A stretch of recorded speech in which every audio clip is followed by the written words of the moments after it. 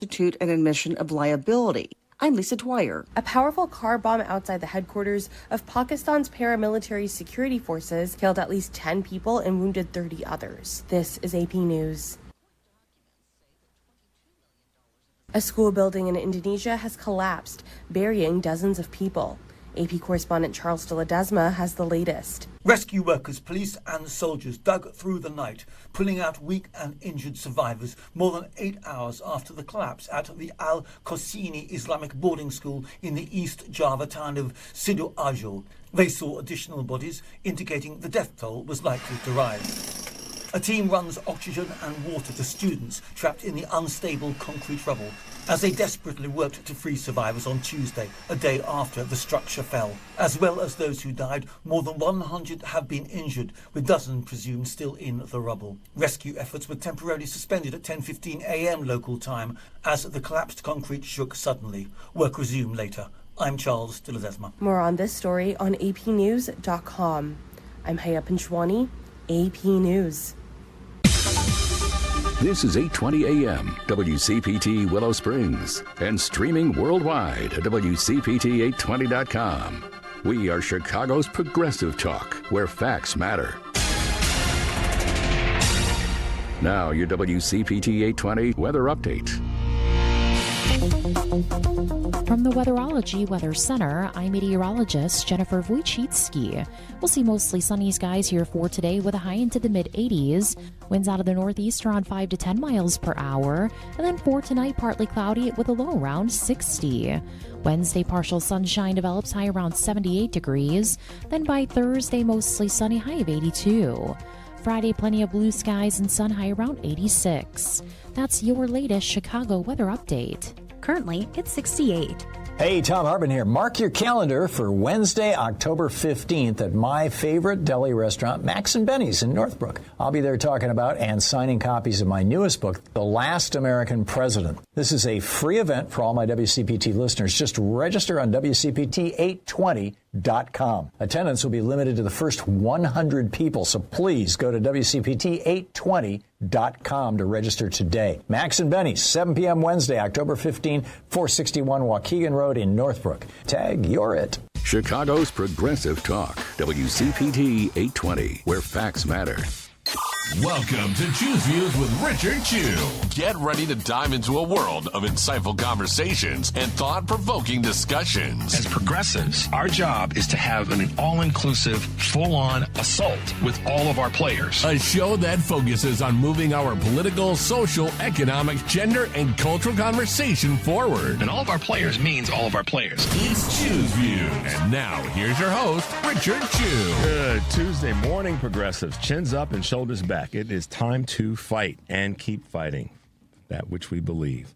And right now, there's a lot on the line, which will be our part of our mantra as we go forward. But welcome to the September 30th, 2025 edition of Choose Views. 773-763-9278 is our Credo mobile phone and text line. Find my show on Facebook Live, TuneIn Radio, HeartlandSignal.com, and YouTube. You can email me at richard@WCPT820.com.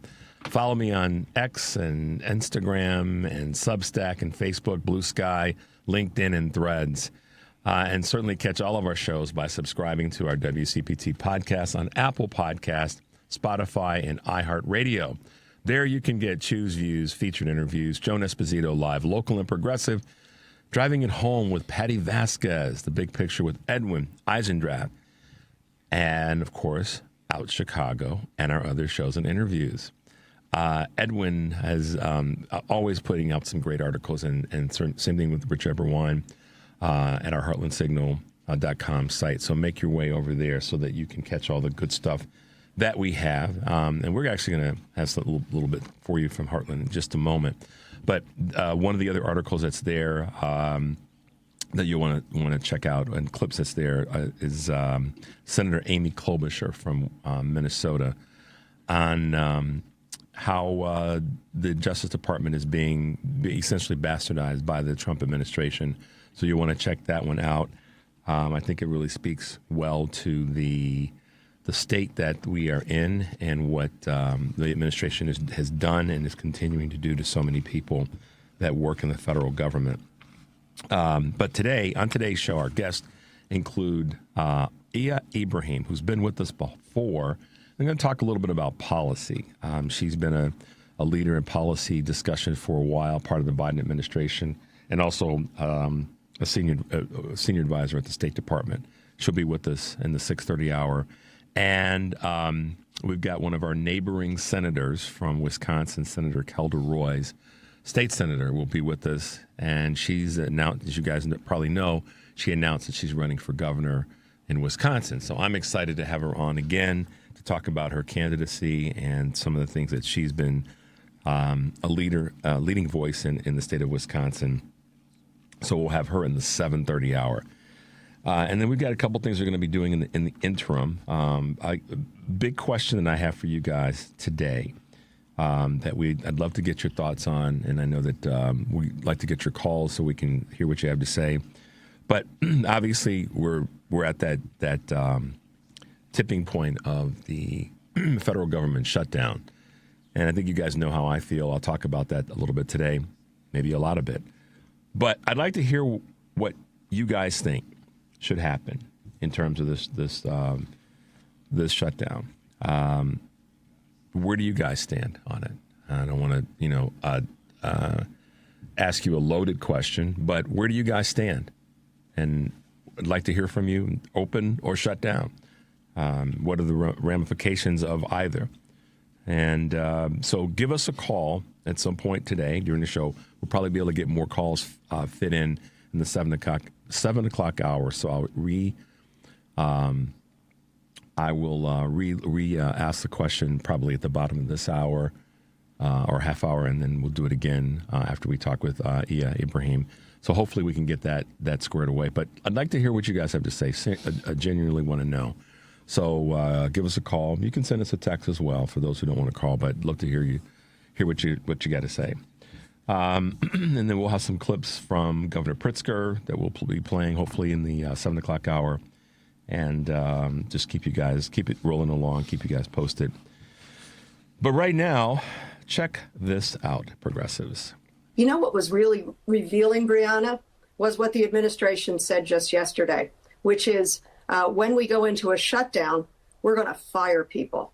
They nakedly exposed what they really want to do, fire more federal employees after they have doged tens of thousands of federal employees. This is on the Republicans. The House Republicans have skipped town. House Democrats will be in Washington, D.C., and the Senate Republicans and Democrats are ready to do our job. We've got three of us ready to do our job. Republicans are on vacation. There it is. And Republicans have been on vacation. Devin said some pretty salty, very disrespectful, mean, and nasty things during the break. Huh? I stand by it. He stands by it, though. That's my man. He's like, you know what? I'm stand by, and he's right. And you can imagine what he may have said. There were some 4-letter words and some 8-letter words in there. But that being said, I go back to what I said a moment ago. I want to hear what you guys have to say about the shutdown. That clip came from our Heartland Signal on X, so you guys can check it out there. But here's my commentary on this.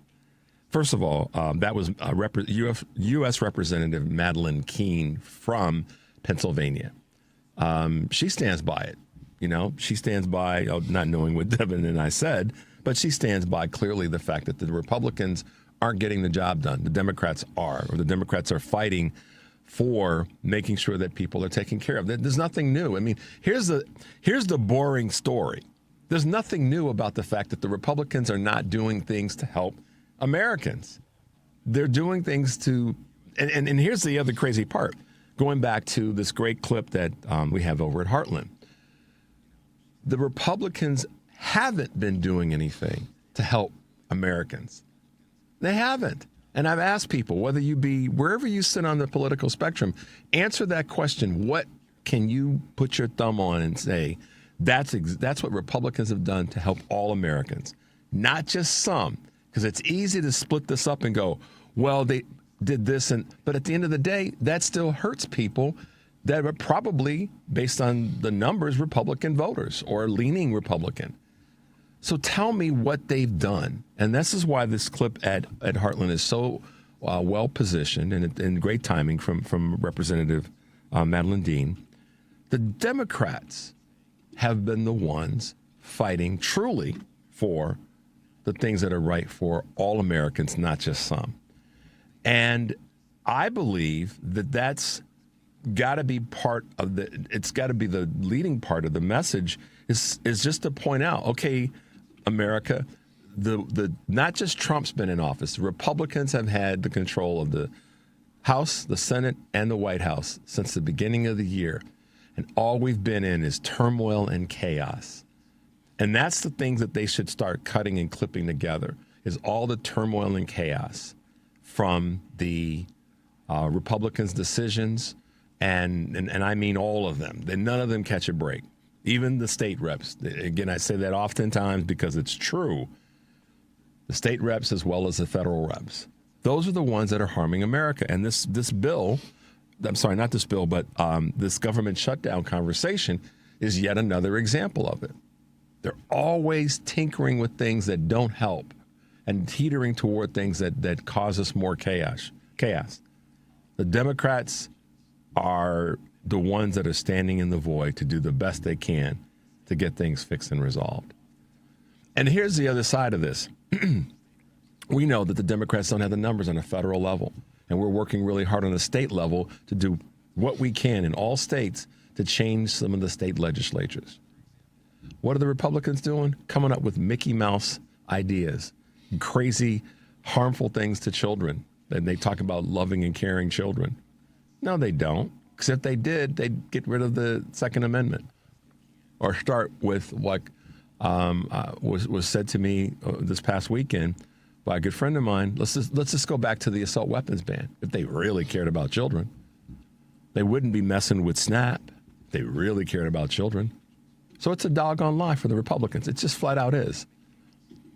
And so we need to remember ourselves as individuals that are not necessarily elected, and then those who are, that it's the Republicans who are causing the harm and the turmoil. And since they took office in January, that's what we've been dealing with. There hasn't been any peace in our country. There hasn't been any days where we go by and say, wow, it's a beautiful day and our country's not teetering on craziness. That hasn't been the case since the beginning of the year. It's a day after day after day just fighting this BS from the Republican Party across the board. And I'm one that's willing to say it out loud without apologies. And I'm going to say one thing before we catch this break. We need to stop, and I'm guilty of it, so I'm working hard to change it. Saying the Democrats aren't perfect, but the Democrats don't get it right, but we just need to say, here's what the Democrats are doing. Here's what we're doing right, and not have that added tagline or preamble. The Democrats don't always get it right, because that's the first thing that people hear. We need to say the Republicans always get it wrong, and the Democrats are working to make things better for the country, the entire country. That's a language that I'm going to work really hard, I promise you guys, to make sure that I'm saying when I talk about what we do. Because we can be at fault for that as much as anybody. So I'm going to do my part to help change that dialogue and the tenor of that dialogue. Let's take a quick break. The number is 773-763-9278. You're listening to Choose Views on WCPT AM 820 in Chicago, WARR 1520 AM and 103.5 FM from Warren County, North Carolina. I'm Richard Chu. We'll be right back. Every 40 seconds, a child is reported missing. That's 2,000 children every single day. It's a heart-wrenching reality that we can no longer ignore. Find the Children is a non-profit organization dedicated to helping find missing kids. You can be a part of their mission by donating your unwanted vehicle, running or not. Call 1-800-775-5622. We guarantee that you will receive the maximum tax deduction. We provide fast, free pickup with 24-hour response. Call 1-800-775-5622. Find the Children provides crucial resources to help find missing children and educational materials to teach kids how to recognize and avoid predators. Our recovery programs have a proven track record of reuniting kids with their families. It's time to act. Donate your unwanted or unused car. Help us build a world where every child is safe. Pick up the phone and call 1-800-775-5622. Together, we can bring these kids home safely. This advertisement was paid for by Cars R Us and Find the Children. You're listening to WCPT 820 because facts matter. Welcome back to Choose Views with Richard Chew. Hey guys, welcome back to the show and thanks for being with us this morning. Let's hit them with a couple of Choose Views news on this, September 30th, 2025. Slow hiring, unfortunately, has ensnared everyone. Low firing and low firing environment is what we are in, according to the Federal Reserve, which recently has looked at the unemployment and unemployed workers, the young, the older, and the underemployed. More of these Americans have been out of work for longer than any period since the mid-2010s, accepting the pandemic years. Excuse me, guys. The gridlock comes amid economic uncertainty and as AI starts to impact roles, especially in construction, leisure and hospitality, retail and professional services. Got Friday's unemployment report for September is forecast to show a continued weakness in the labor market. And I'm just wondering how much the numbers are going to get tinkered with and potentially revised because the Orange Menace can't handle anything that's not saying positive truth. Here we go. AI is shifting your work. This is how it's happening. AI is transforming the American workforce at breakneck speed, with 85% of professionals expected to see a quarter of their skills reshaped, according to a new report by LinkedIn Data. It highlights rapid changes in media, marketing, HR, and in engineering roles, I should say, while adaptability and AI literacy top the list of must-have skills. And I agree with adaptability that we all, got to change it up sometimes and be open to change in all the work that we do. Experts urge workers to embrace continuous learning and strategic pivots to stay competitive as the job market evolves. I would agree. First Brands is unfortunately filing for bankruptcy. The auto parts supplier, whose products include Fram filters, has filed bankruptcy, Chapter 11 bankruptcy protection amid the mounting debt and a run of bankruptcies that are associated with many of its companies. The Cleveland-based firm listed assets exceeding $1 billion and more than $10 billion in liabilities. It obtained $1.1 billion in debt possession refinancing to continue its operations, and said in a statement that only U.S. operations would be impacted. The current concern has been mounting, though, among creditors over First Brands' use of off-balance sheet financing tied to future revenues, according to Bloomberg, and also being impacted by the impacts of tariffs. So there you go. Last but not least, users can now shop within ChatGPT. OpenAI has launched a new feature that allows U.S. users to make purchases directly through ChatGPT. Quote, instant checkout is available for items from Etsy sellers and soon will expand to Shopify merchants, including Skims and Glossier.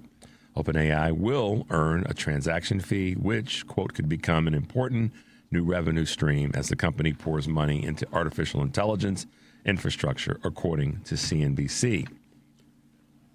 The agentic commerce protocol behind the tool was developed in partnership with Stripe, which you guys may be familiar with, and is available to any online retailer. So there you go, guys. A couple of Choose Views news items on this September 30th. Last day of September 2025. How about that? First day of October is tomorrow. Can you believe it? We're already here.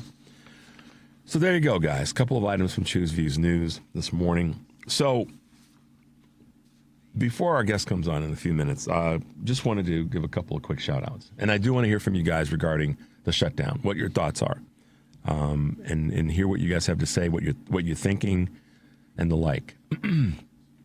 Got an interesting text this morning from one of our listeners in Michigan that said that basically was kind of curious about why people have said things like the Dems should have had a primary when Joe Biden decided not to run last year.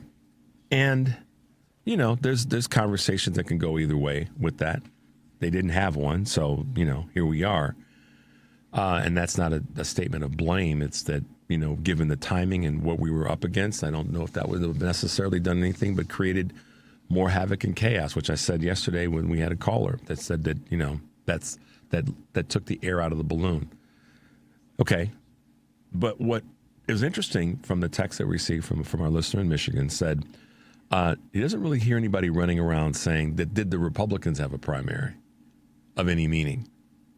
And did they just basically kind of, bless Donald Trump with he was their candidate? I think they really did. I mean, was there a real serious primary? I don't know. I mean, what's the definition of a serious primary? But, you know, there were people who sort of threw their hat in the ring early on. I think Nikki Haley said she was going to run. And, you know, they if I recall, did she talk about running and then she did run? Yeah, but then she stepped out. She was the last one that stepped out after Christie, DeSantis, and yeah. What's his face? Was it the governor from Burgum? But again, the fact that we can't remember it says a lot about they really just, you know, sort of bent the knee. All of them did to Donald Trump. So, you know, I guess that we can have that conversation. We can talk about, but I don't really care, honestly. But it was a good question, so don't get me wrong. To our listener, 313 in Michigan. But, you know, a point well made. The real thing that matters now, as we're going forward, is, and I've said this before, what I believe is one of the things that really matter, maybe not the thing solely, is that we don't get caught up in the person, male or female, riding in on the white horse to save us. Because what that does is it gives us, it puts us on pause in terms of our actions right now. I think that person or persons in different offices and that they're going to run for will evolve with better ideas, with all the things that are going to make a great candidate. But for us to wait for the person to ride on the white horse to lead us out of this darkness is a mistake at this point. Changing in the game, there's got to be a change in how we play the game. And I think that's one of the changes that we need to make. So what does that mean as it relates to our activity and what we do and how we participate? I think it means that everybody has to be involved. Everybody's got to find the thing to do at this point. And I don't want us to just sit back and wait. Is it going to be JB? Is it going to be Gavin? Is it going to be Kathy? Is it going to be Kamala? You know, and the list goes on. Is it going to be, you know, Wes Moore, Shapiro, Walls? Who, you know, that will happen. And I think that right now our opportunity is to keep getting people back in our fight. And once we get into mid-October, I'm going to start talking about voter registration. And my goal is to have some people on that are really more seasoned in that space, frankly, than I am. But I want it to be something that we do touch on, and I'll be bringing that to you guys as we get into the month of October. But anyhow, just wanted to talk about the text that I received. And let's see. What else do we have? Government shutdown. I'm for this. This comes from someone here in Illinois. I'm for a government shutdown. Government employees undoubtedly have adjusted potential government shutdowns, and their households are probably prepared to navigate the shutdown. Let the GOP explain why they do not want to negotiate on health care, et cetera. Democrats need to control the narrative on this. GOP, Congress, and White House, it's their mess. Release the Epstein files. And that's coming from Cassandra in Oak Park. Okay, there you go. Yet another person that's got thoughts about it. And that's what we want to hear. We want to hear from you guys. You know, I've got my thoughts on it. I've shared them with you. But let's hear what you guys have to say. Okay, here's another one. This government shutdown is the mother of paradoxes. The country is damned if it doesn't shut down, and the country is damned if it does shut down. Yeah, that's an extremely good point. And that's, you know, I get that loud and clear. So thanks to Kurt from Akron, Ohio, for giving us those initial thoughts. So I want to share something with you guys before we hit this break, and then we have our guest on. You guys are familiar with the organization Blessings in a Backpack. And we've had the managing director from the Chicago chapter, Dan Summons, on with us periodically since the beginning of this year. And they're a great organization, and I'm thankful to be able to have him on. And one of the, you know, each time we've had a guest on of his to talk about the organization and what's important, and with the budget cuts that have taken place on a federal level, how they're, one of the things that they really are focused on is making sure that children have food and snacks for the weekend when they go home on the weekend, to be able to navigate and come back on Monday with a little bit more energy and upbeat attitude about school. So Blessings in a Backpack had a wonderful golf outing, tennis outing, and pickleball outing yesterday. And I was able to participate in it and be the MC for the event, which was fantastic. Raised a bunch of money, gave away a lot of money, and you know, hundreds of children and families are going to benefit from the effort. So I'm really thankful to have been a part of it and to have emceed the event. I will ask you guys to, you know, you've heard me talk about them before. You've heard when we had Dan on. But I just want to give a shout out to a few people that were some of the named folks at the event, starting with Dan Summons, who is the managing director of Blessings in a Backpack's Chicago chapter, and the CEO of Shuri Electronics, who has been on our show, Christine Shivink, who was one of the voices there, Darren Smith, who is one of the vice presidents at HEICO, and the CEO of Blessings in a Backpack, Aaron Kerr, and former Bears star and now philanthropist Israel Adonijah, who was also there and gave a wonderful, moving speech about the importance of understanding the smallest of actions can be a ripple in the water, can be a wave of effectiveness and impact. And his words really resonated with me, as they did with so many other people that were there in the audience. And I call it the pebble in the pond, that ripple in the water by a small action that can have huge impact. And that's why, you know, whether it be Blessings in a Backpack or it be any of the other organizations that we've talked to and worked with and had guests on, that small little action, guys, you have no idea who it's going to impact, what family it's going to impact, what community it's going to impact. So I'll put this in the positive.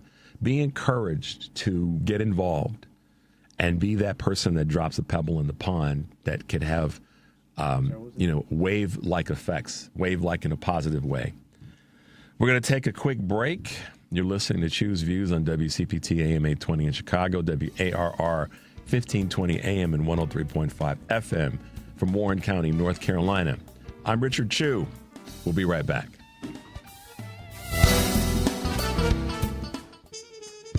Hey, progressives, this is Richard Chu, host of Choose Views here on WCPT AM 820, 6 to 8 a.m. Monday through Friday. We have some real challenges in front of us as a country. Since the beginning of this show, I have always felt compelled to bring you the best that I've got. Now, there's always a why to doing whatever we do. So, as we go forward and face these challenges, know this, you listeners are my why. Because I want to make sure I do everything I can to provide a safe, open, forward-moving space that allows you to call, email, text, or just listen to a guy that wants to help you bring out your own championship qualities to truly make this place better for us all. Lofty goal, idealistic, maybe so. But that's my why, and I look forward to bringing you the best that I've got. This is Richard Chu. Stay tuned.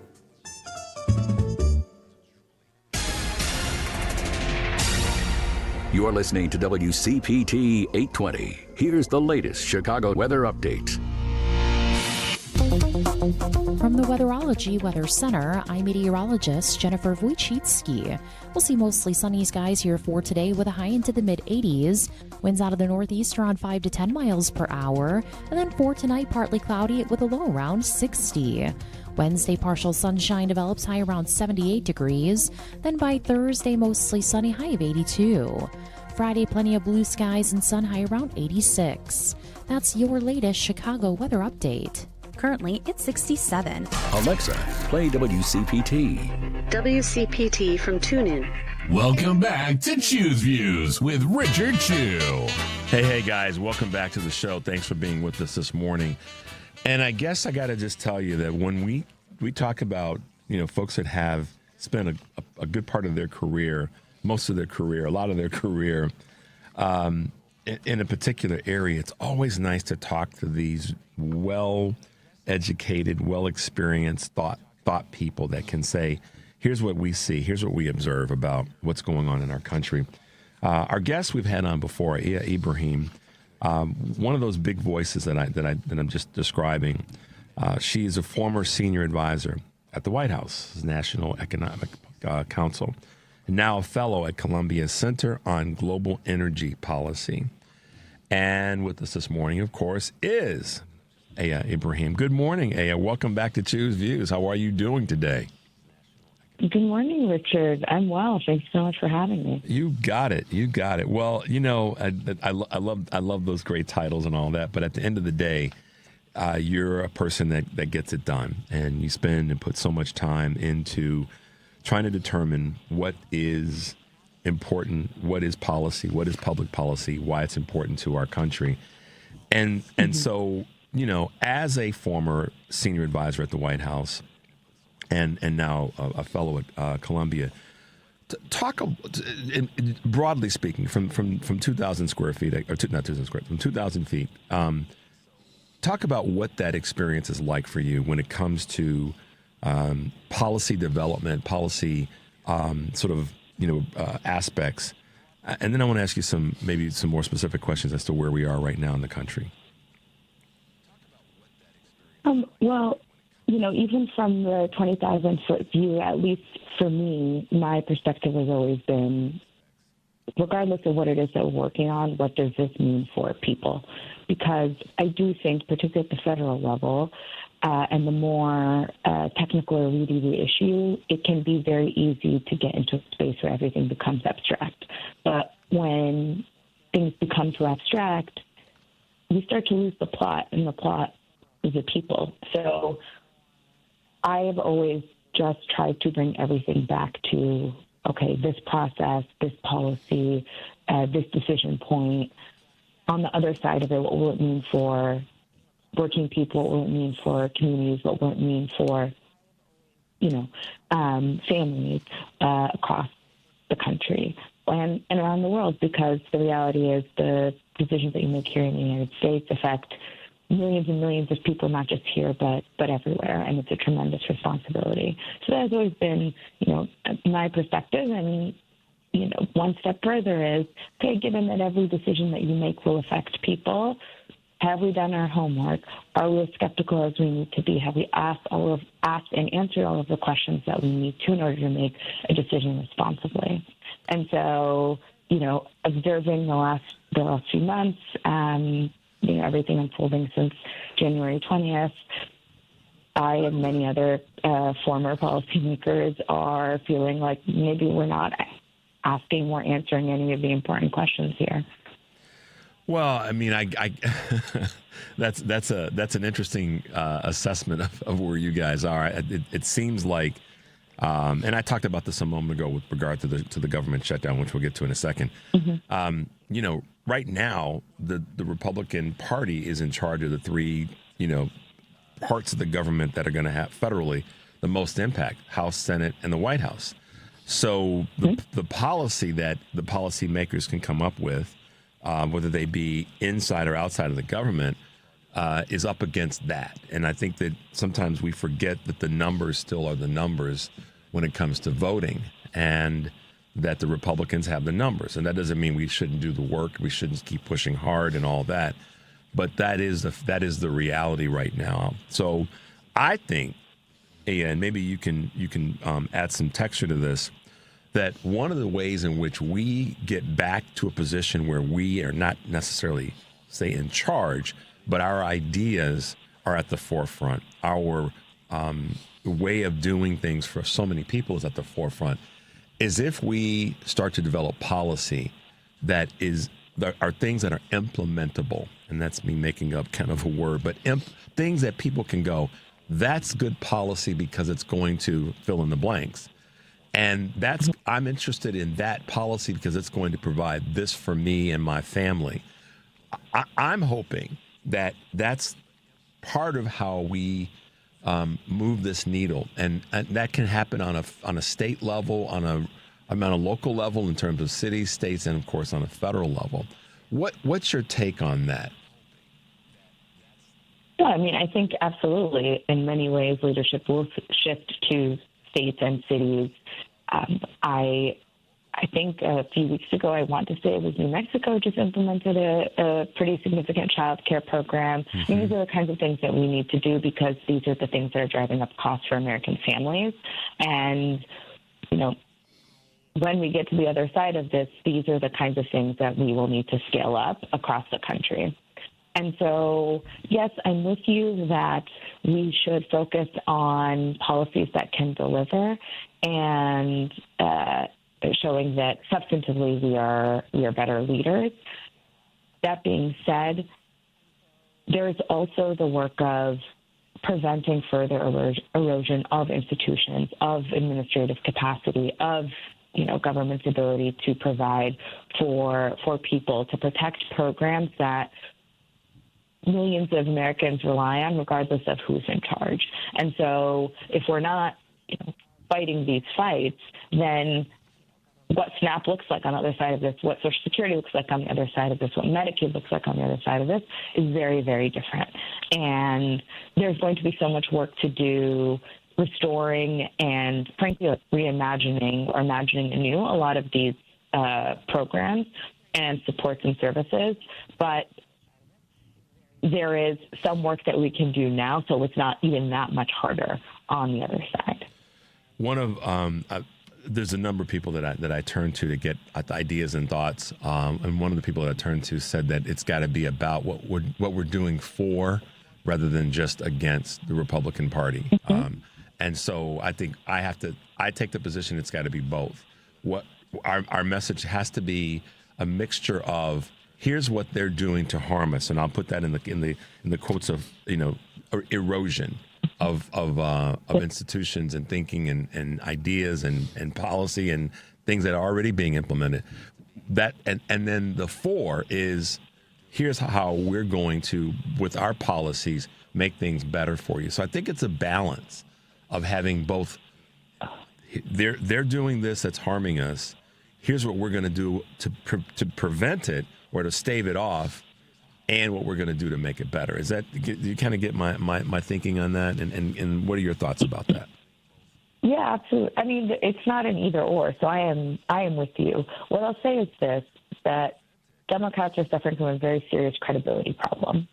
Voters do not trust what it is that they put forward, and so even if you're to have the best ideas, if voters don't believe that you're actually going to deliver on them, then it doesn't matter how good the idea is. And so what I'm trying to solve for, too, is the trust deficit that exists. And I agree with you that it's certainly not enough to just say, here's how they're hurting you and we're not them, because that's effectively what we did up until this point, and it's just not enough. People know who President Trump is. People know what the Republicans are doing, and, folks like you and others who are keeping people informed. It's not like these are known quantities. What is unknown, to your point, is what Democrats would do should they get back power, and why that is explicitly and specifically different and better for working people, for American families. But I think the general sentiment, too, is that there is a problem with the overall system. And to the extent that Democrats represent that system, there has to be an acknowledgement of a role played in structures that don't work for people, that don't get them what they need, right? And acknowledging shortcomings. And I don't think that and offering an affirmative vision are mutually exclusive. Yeah, so we can walk and chew gum. We have to do both. Exactly. I think the question might be what the percentage would be. Where we if we were to say we have to talk about what's not working, what the Republicans are doing that's not working, that's actually harming, and then what we're going to do to go forward to make it better and right. I think the question is, what's the percentage? Where does that teeter in one direction or the other? I don't know that answer because I'm not a policy maker. I am a thinker, but I don't know what the answer is in terms of percentage. But I do know my instincts tell me it has to be both. But I want to ask you, I wrote this down. I'm listening and paying attention, Professor, but I'm also taking notes. So one of the notes I made is trust. And I wrote down trust, policy, Dems. Okay, help us understand. And this is probably a 2-hour class in terms of how you walk us through this. But in the short time that we have today, I do want to ask you that question, and then we'll talk about the shutdown. How do you see, or what do you see, where do you see the trust piece becoming back in the quote-unquote column of Dems right now? And I would say on all levels, on a local level, given that we're here in Chicago, big city and all the rest, state, and on a federal level. What do you think? If you were, I don't know if you can design policy around that, but what would you say is a tool or tools that Dems should be leaning into right now, not in 6 months, not in a year when we get closer to the midterms, but right now, today, if you had the 217 or 18 and the 48 senators and all the governors in America that are blue governors, and frankly all the Democratic mayors in a auditorium, and you said, guys, this is the trust part that I can help you get right. And boy, did I just put you on the spot, Iya, but you can work your way through it if you don't have an answer. But I'd like to hear what your thinking is on that. Yeah, a light rest, Richard. I think one issue where both of us are on the same page is corruption, right? And in all of its iterations. And there is the sense that the system overall doesn't work, so like a foundational corruption. And then there are obviously specific cases of corruption that we are seeing play out. Different business deals and transactions, behavior by officials that is not entirely above board. So there are efforts like legislation to ban members of Congress from trading individual stocks because they have access to all of this non-public material information, and why should they have this edge? And I think that's fair. After Nixon, there was a whole suite of anti-corruption reform. And I think that is something we have to develop our own version of, or even a stronger version, because so much of what is happening because of the foundation is not entirely solid, right? You can shift the Overton window, you can sort of break safeguards if they're not that strong to begin with. You know what I mean? Mm-hmm. And so I think corruption across the world, people just don't like it. People want a system that's fair, that works both individually and collectively. And the other thing, my number one issue, I've talked about it before, always is housing. People's number one expense. It is a main driver of inflation and probably main contributor to the cost of living crisis. And there isn't enough of it, and what there is of it is too expensive. And so at that issue specifically, a lot of it has to be worked out at the state and local level because of zoning restrictions and things like that.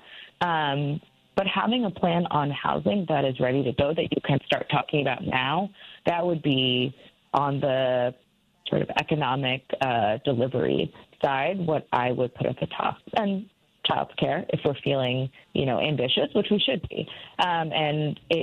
If you look at races at the state and the local level, housing and childcare come up over and over again. Yeah. Okay, so then you and I need to put this together and then determine how we're going to get them in the room and get that message to them. Because I've said a number of times, in the last couple of weeks. I was asked this question by one of our listeners here in Chicago and a few other people in different parts of the country. Richard, who's that voice who's going to be the Democratic Party leader? And what is it that the Democrats stand for right now? And I actually have said we have to be careful to be waiting for the person. I just said it a moment ago. That's right. No one is coming to save us. Right. That white horse, one person, male or female. We can't do that anymore. The game's changed because when we've done that, I think we've then waited to get started. And when he or she doesn't come in on the white horse, then we're like scrambling for who it is. And that becomes a problem. So my belief is we collectively, all of us, rather than making it a they, we should be saying it's on us. And when us comes together, us gets a lot of stuff done. And that to me is a more powerful, inclusive way of acting and being and belief system. I don't know if you can't put that in the policy necessarily, but I think that when we tie that to what you just said, corruption, housing, childcare as starting points, that's a message that folks like you and myself have got to get to the Democratic leaders across the board and make it one that's deliverable to the voters, deliverable to that 89 million people that didn't show up in this last federal election. I'm optimistic. I'm also one that looks at it and says, what do I want to see? What do I want to see accomplished? What do I want us to get done? And we have to find a starting point and not keep waiting for that person to ride in. So I'm trying to find a way to make this start to happen, and that's why I wanted to ask you that question. No, I appreciate that, and I think that's exactly the right frame because, again, there is no one. We're not going to be rescued by one person. We shouldn't think about it that way. That's not a healthy democracy. A healthy democracy would require and benefit from the participation of everyone. And that's the way that we get a government that's most responsive to what everybody needs. And again, the general feeling has been that it has not. And I think starting from that point of acknowledging the ways in which a system doesn't work and doesn't deliver for working people and families, and then offering solution is the best way to restore faith in institutions and leadership and have buy-in on what it is that you're offering as solutions. Wow. You're listening to Choose Views on WCPT, AM 820 in Chicago and WARR 1520, AM and 103.5 FM from Warren County, North Carolina. I'm Richard Chu. We are talking with former senior advisor at the White House National Economic Council and now fellow at Columbia Center on Global Energy Policy, Ibrahim. So great to talk with you. I always want to, when I talk with you, I always want to be prepared because I don't want you to slip me that question. So, Richard, what'd you think about this? And not be prepared to at least try to answer your question. And that's a tip of the hat to you for all that you've done. Let's talk a little bit about this looming government shutdown. And I know you've got thoughts and ideas and perspectives all over about this. But I asked the listeners earlier today, do you want to see it? Or do you want it to not happen? And I'm not going to put you on the spot to answer that question. But I do want to get your thoughts on what you see and how do we navigate through this next 12 to 18 hours. Well, I'm interested. What was your viewers' response? Well, 3 people have said shut it down. 2 have said they're not quite sure, but so far, if I were to take a tally, they feel that the letting it happen is then the mess is in the lap of the Republicans, because they've got all 3. They've got the House, the Senate, and of course the White House. So folks are saying let it shut down. And my position, I'll tell you my position, and then I recognize that federal employees are not just in Washington, D.C. I think a lot of people feel as though that's shutting down this swamp of government employees that are sitting in their cushy offices just in Washington, D.C., Northern Virginia, and Western Maryland. In fact, most of the federal employees are spread out throughout cities throughout the country. And so my position is I don't want to see the economic shift or impact of local communities that have a tremendous amount of federal employees. And that's my position on it. I'm not putting my position on everybody else, even though I speak to it, but that's kind of what I see. But we've got a number of listeners that have said, let it shut down. Right. So I think I've heard that quite a bit. Usually when you have shutdowns, they're over policy disagreements. And you have a shutdown and there are immediate impacts, and the longer they go on, the worse those impacts are because things start to break. So 2018, 2019, which was the longest shutdown in history, 35 days, that shutdown ended because TSA, you would have had folks at TSA quit en masse, and our airport infrastructure would have failed effectively. So that really was the breaking point, and forced folks back to the table, and you got a 3-week funding extension, and then, a change in leadership in Congress. But the longer it goes on, then you start to have things like, food stamps and disability insurance and Medicaid and other really critical programs start to go offline. And that's why they tend to not go on that long. They become increasingly costly as time goes on. On the immediate impacts, right, so tonight, 11:59, government's not funded. After midnight, then, government shuts down. So on day one, just 2 examples of real-world impacts is one on Head Start. So Head Start grants go out on the 1st, supposed to go out on the 1st, and they will last a year. So any Head Start program or center that would have been funded on October 1st is not going to get that payment. Now, some have reserves that would allow them to continue operating for some time, but many don't. I don't know the exact number, and because of the history of increasing shutdowns, we have tried to have it so that most are not funded on October 1st, but there are a good number, and they will be affected. And then the other is, the other is the National Institute of Health. They run clinical trials, experimental drugs to help people who are dealing with just awful diseases. If it is an ongoing trial, that will continue. But if there were any trials that were scheduled to start, those won't. They'll be delayed.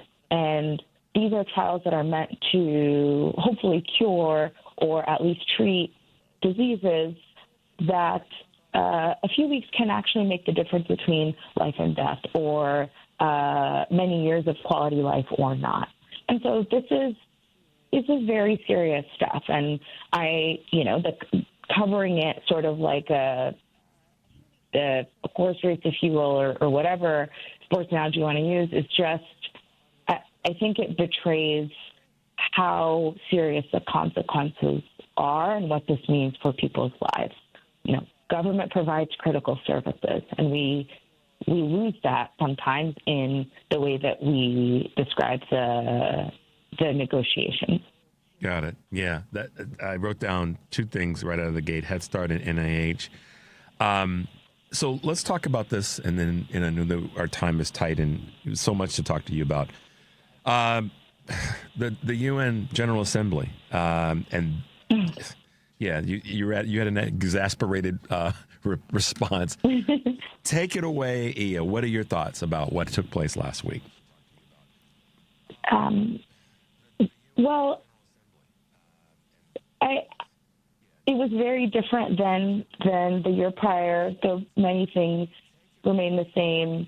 The most serious conflict wars continue, and the international community feels pretty strongly that a resolution is warranted, and that there has been an inordinate and inexcusable amount of suffering and harm,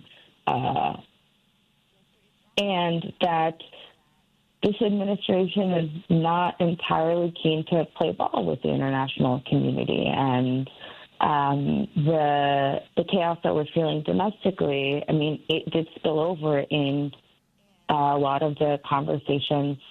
Last week, the president gave a 3-hour-long speech where he insulted many of the people in the audience. And one announcement he made specific to technology, the use of AI to ensure compliance with the Biological Weapons Convention. He made that announcement, and at the same time, his top science and technology advisor is saying that the United States is basically going to go it alone on technology. And so there's this constant split screen, and it's, my takeaway would be, look at what they do, not what they say. And I think that there was a void of leadership in many ways, and that was noticeable, and it was felt. And where the United States steps back, other countries are going to step in and step up. Yeah, and that's happening when we talk about tariffs and business deals. In terms of global business deals, they are connecting with each other. They're working with each other, and they've made the decision, until you guys get your head right, meaning the leadership right now in Washington and on some state levels, we don't really have anything we want to do with you. And that's right. Clear. And that's hugely unfortunate. We're no longer in a place where we can go it alone. Neither should we go it alone. It doesn't make any sense. And then we get into this situation where if going it alone is going it alone, then why are we spending money helping out Argentina with essentially a crime? Right. I mean, what is the definition of going it alone? If we're going to do it, then let's do it, or not. And that's not something we should be helping with, in my opinion. And but there again lies I would agree with you. And that's the intervention in Argentina. It's not a financial or economic necessity on our end. It's an ideological decision. Yeah. So you're propping up a leader that you are aligned with, even though his reforms have proven to be deeply unpopular and harmful in a major way to the citizens of that country. Well, there's this. I'm just going to say this real quickly because we got to go to a quick break. But if you've got a few extra minutes and want to hold on as we go through the break, there's a few more things I'd love to chat about for a few minutes after the top of the hour. Are you able to do that, or do you have to scoot? Sure. Let's do that. We're going to take a quick break, and then when we come back, a few more things that we should chat about, and we can get a little bit more conversation in. Our listeners will love it. The number is 773-763-9278. You're listening to Choose Views on WCPT AM 820 in Chicago, WARR 1520 AM and 103.5 FM from Warren County, North Carolina. I'm Richard Chu. We'll be right back.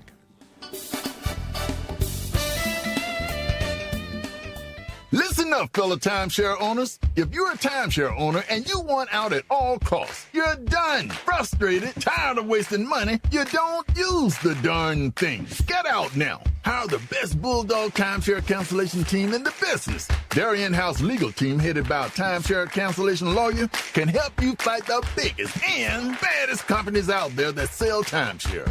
At some point, you were using your timeshare, but now you're not, and you're tired of wasting money. Before you go to the poorhouse, Call right now and learn how you can stop the maintenance fees and put more money back in your pocket. Their services cost you a lot less than you think, and you'll save a lot of money over time. Call the Timeshare Exit Hotline now. It's a free consultation. 800-296-0150. 800-296-0150. 800-296-0150. That's 800-296-0150. Progressive Insurance with insurance for cars, home, boat, motorcycles, RVs, and commercial vehicles at 1-800-PROGRESSIVE and Progressive.com. AP News, I'm Haya Panjwani.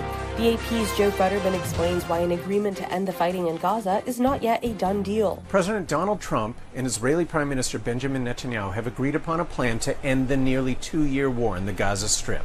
Their announcement at the White House does not mean an immediate end to the fighting. Hamas still needs to study this proposal and give a response. If it rejects the plan, we will see a continuation and a return to this brutal, ongoing, grinding war that has devastated Gaza. But if Hamas accepts, there is a real potential to transform the region. There could be a partial federal government shutdown starting tonight. Speaking with reporters yesterday, Senate Minority Leader Chuck Schumer said there are big differences between the two parties. It's up to the Republicans whether they want to shut down or not. We've made to the president some proposals. Our Republican leaders will have to talk to him about them, but ultimately he's the decision maker. We're learning more in the aftermath of Sunday's deadly church attack in Michigan. The AP's Jennifer King. More details are emerging after a man crashed a pickup truck into a chapel of the Church of Jesus Christ of Latter-day Saints in Grand Blanc, Michigan, Sunday morning. Authorities say Thomas Jacob Sanford began shooting at worshipers and started a fire. Congregants and nurses who worked at a nearby hospital ran in and out of the building. In the end, an officer with Michigan's Department of Natural Resources and another local police officer chased Sanford down and killed him in an exchange of gunfire. Officials say Sanford was a 40-year-old former Marine sergeant who served in Iraq. Chris Johns, a council candidate in Burton, told MLive.com he met Sanford while introducing himself to voters last week. Johns says that Sanford was pleasant at first, but then turned the conversation to the Church of Jesus Christ of Latter-day Saints and became unhinged. Johns says he became increasingly uncomfortable as Sanford told him he had lived in Utah and repeatedly described Mormons as the Antichrist. I'm Jennifer King. This is AP News. A two-time finals MVP and his team are speaking publicly for the first time amid their NBA investigation into their business practices. None of us did no wrongdoing. That's it. Kawhi Leonard and the Clippers are denying wrongdoing in response to the NBA's investigation into his alleged improper business dealings. I don't read headlines. I do conspiracies, theories. Leonard spoke Monday for the first time publicly on the matter after a report earlier this month alleged the team violated the league's salary cap rules involving a $28 million endorsement contract between Leonard and the now bankrupt California-based sustainability services company called Aspiration Fund Advisor LLC. Clippers president of basketball operations Lawrence Frank. We will cooperate with this investigation and let this process play out. But we're eager for the whole truth, the whole picture to be revealed. I'm Gethin Coolbaugh. I'm Haya Panjwani, AP News. This is 820 AM, WCPT Willow Springs, and streaming worldwide at WCPT820.com. We are Chicago's progressive talk, where facts matter. Now, your WCPT 820 weather update. From the Weatherology Weather Center, I'm meteorologist Jennifer Wojcicki.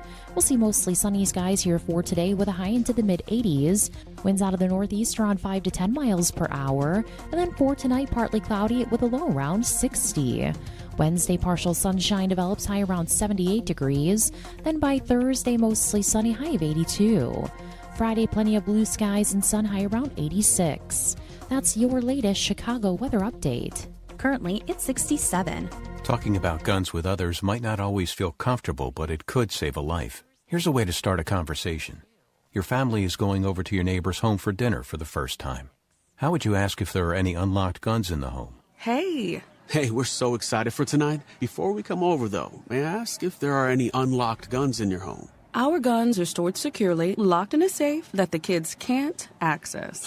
Awesome. Learn how to have the conversation at agreetoagree.org. Brought to you by the Ad Council. Chicago's Progressive Talk, WCPT 820, where facts matter. Welcome to Choose Views with Richard Chew. Get ready to dive into a world of insightful conversations and thought-provoking discussions. As progressives, our job is to have an all-inclusive, full-on assault with all of our players. A show that focuses on moving our political, social, economic, gender, and cultural conversation forward. And all of our players means all of our players. It's Choose Views. And now, here's your host, Richard Chew. Hey, guys, welcome back to the show. Thanks for being with us this morning. And we are speaking with kind of our new friend, former senior advisor to the White House National Economic Council and now a fellow at Columbia's Center on Global Energy and Policy, Ibrahim. Okay, so before we went to the break, we were talking about how policy has such an important role in how we negotiate on a domestic level, but certainly on an international level.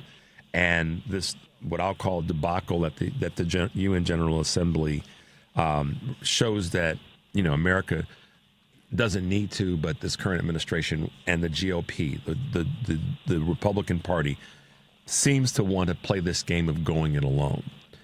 I don't agree with that. We're too much of a global, not just economy, but global society.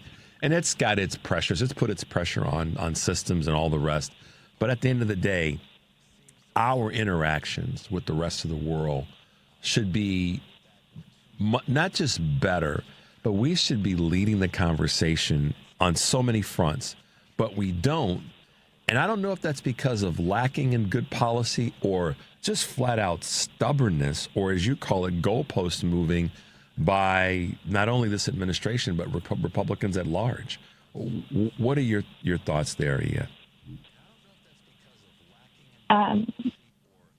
Yeah, I mean, again, even if you have the best policy, if you cannot trust, you know, the person you're negotiating with or the party you're negotiating on the other side, then you're not going to get where you need to go. And I think that just continues to be a major obstacle, whether it's on technology or it's on trade. You know, you wake up one day and something's been announced, and then the next day it's been rolled back or it's qualified. The day after that, it's an entirely different deal. You know, how do you even get to the substantive policy if the process is such a mess? And to be clear, I am not a process sake person, and I think that the value of the process is diminished if the outcomes continue to be terrible. That being said, it helps to know that if folks come to an agreement, whether it be on, you know, a trade deal or funding the government, that all parties will abide by whatever deal they have agreed to. And that just simply is not the case. So here and around the world, how do you even begin to negotiate? Yeah. So, hey, I wanted to, you were asking earlier, so what were some of the responses to my little poll of what people think should happen? So I'm gonna, in terms of the shutdown. So I'm going to read one to you. This is part of it from one of our listeners. Says, whatever happens, whether the government shuts down and people don't get checks or lose jobs, or it stays open and people lose health care and hospitals shut down, we have to make Trump and the Republicans own it. That's a very, very partisan's not a bad word. People that stop thinking that partisan's a bad word. That's a very singular partisan, it's on them response from one of our listeners. And I don't disagree with that as it relates to the last sentence. We have to make Trump and the Republicans own it.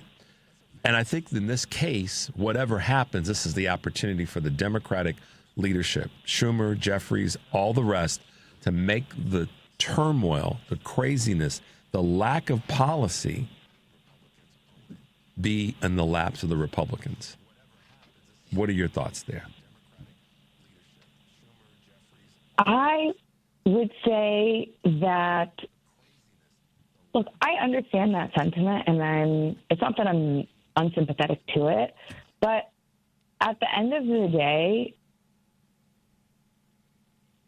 they could ask for more, right? So even this is coming down to the extension of the premium tax credits for the ACA, which enables people to buy, ideally afford, insurance off the marketplace. And those are set to expire at the end of the year, and people are going to see double-digit increases to their premium, percentage-wise.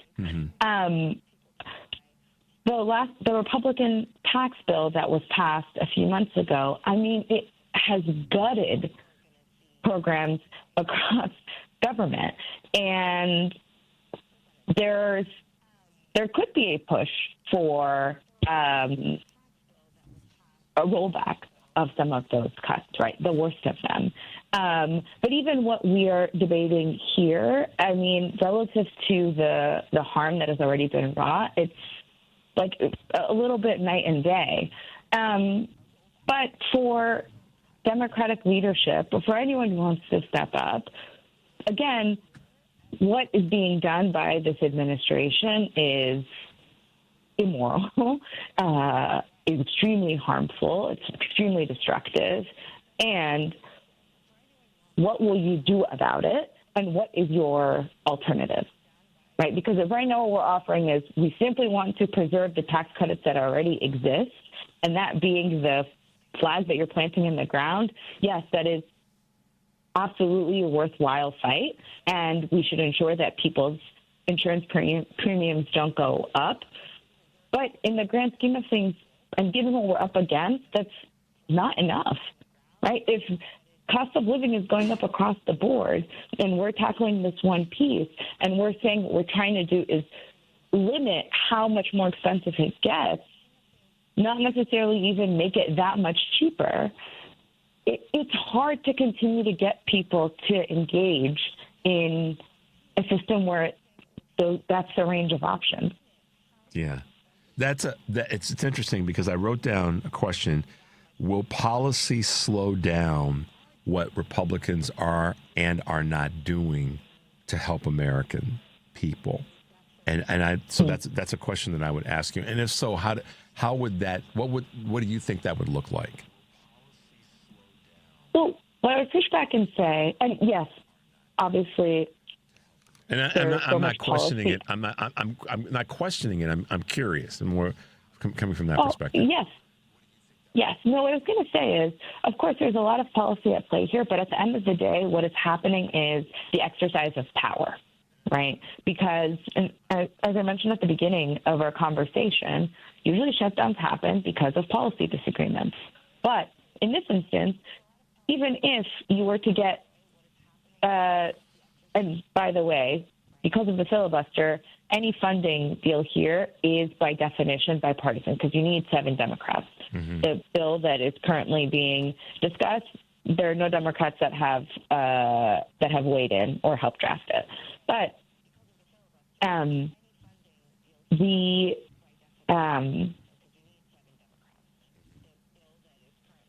the reality is that you could come to an agreement, and as this White House's administration has shown, they are more than willing to renege on any agreement that you come to. And one ongoing fight has been around this issue of impoundments and rescissions, which is Congress will have allocated, appropriated money for a specific purpose, and the White House administration, and this charge is led by the President's Budget Director, Russell Vought, will say, we're not releasing these funds, or you can't use this money for whatever purpose Congress has specifically said it's supposed to be used for, or we're taking it back and we're going to use it for something else.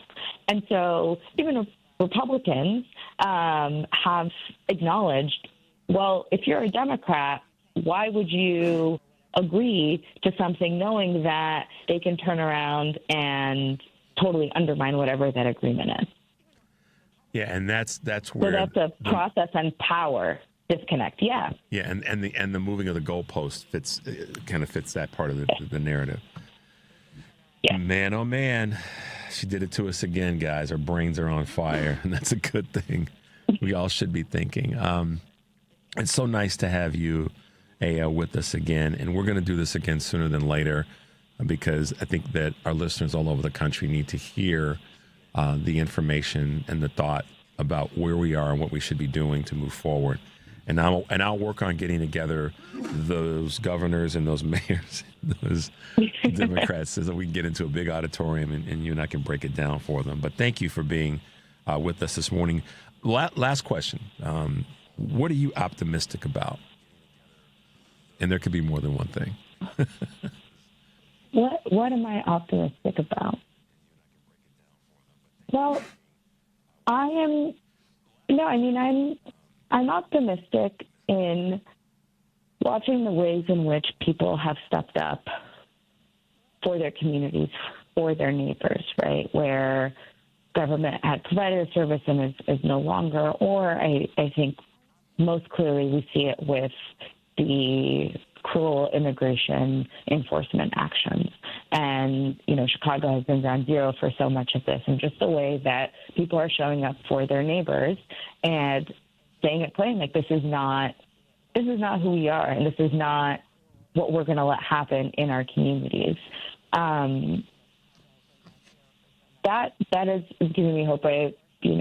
There's organizing among my own friends and my own communities, and people being willing to step up and fight, even though they are deeply, deeply afraid.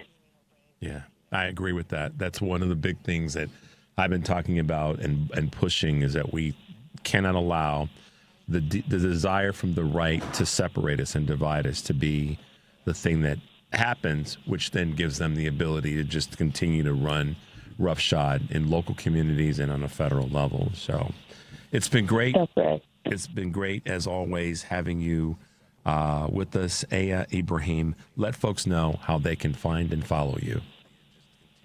I'm on Twitter, so search me there. Fantastic. Or sorry, X.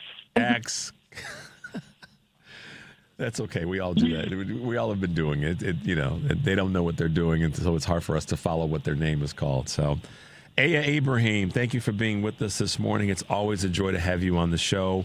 We will have you back sooner than later so we can continue to talk about some of the tools that are in the toolkit that have to be used and used a little bit differently. But thanks for taking time out to inform and help our listeners. Appreciate you. Thanks so much, Richard. All right. Talk to you soon. Bye-bye. All right, guys, we'll take a quick little break. You're listening to Choose Views on WCPT AM 820 in Chicago, WARR 1520 AM and 103.5 FM from Warren County, North Carolina. I'm Richard Chu. We'll be right back. WCPT will be broadcasting a live in-person Union Strong panel on Wednesday, October 15th from 3 to 5 p.m. And you're invited. Join me, Tom Hartman, and WCPT's morning host, Richard Chu, at the Ironworkers Local 63 Training Center in Broadview. Panelists include Paul Wendy from Ironworkers Local 63, Rob Fulton from Riggers Local 136, Cliff Horowitz from Horowitz & Associates, Andy Rico from IBEW Local 176, and Tom Villanova from Southland Friends of Labor. This event is proudly sponsored by Ironworkers Local 63, Riggers Local 136, Horowitz & Associates, IBEW Local 176, and Southland Friends of Labor. Wednesday, October 15th from 3 to 5 p.m., Ironworkers Local 63 Training Center, 2523 Lexington Street in Broadview. That's just off the 25th Street exit on the Eisenhower Expressway. All listeners must register to attend this free event at WCPT820.com. Just click on the banner. This is a WCPT moment in labor. In the summer of 1909 in McKees Rocks, Pennsylvania, the workers of the Pressed Steel Car Company went on strike due to missing wages. 5,000 workers, mostly immigrants from Eastern European countries, walked out. They protested a corrupt payment system called pooling. The workers also claimed their wives and daughters were sexually assaulted in order to repay debts accumulated for food and housing. On average, one worker would die every day from the poor safety conditions. The workers received solidarity from the International Workers of the World, Standard Steel Car Company of Butler, and the railway trainmen and streetcar motormen who refused to haul scab workers into the city. The strike culminated in a bloody confrontation resulting in the deaths of at least 12 workers and one deputy sheriff, with many more workers injured. This led to a settlement which gave workers increased wages at a posted pay rate and ended the abuses of the company's housing practices. This has been a WCPT moment in labor. We're working for your rights. Tolerance is accepting someone before they walk through the door. It's about accepting people for who they are as individuals. Tolerance is celebrating the diversity that makes us great. Tolerance. Honor the differences. Picture a world of respect. Visit tolerance.org to learn more.